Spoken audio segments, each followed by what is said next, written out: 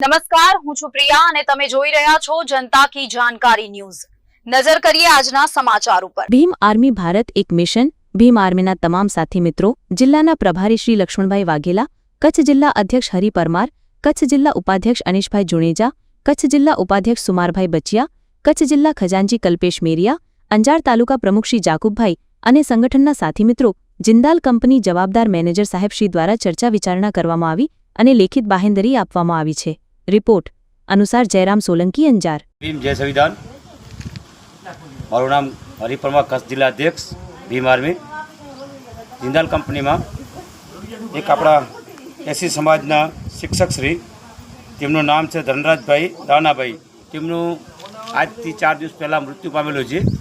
તે અનુસંધાને અમે કંપનીની મુલાકાત ગયેલા હતા।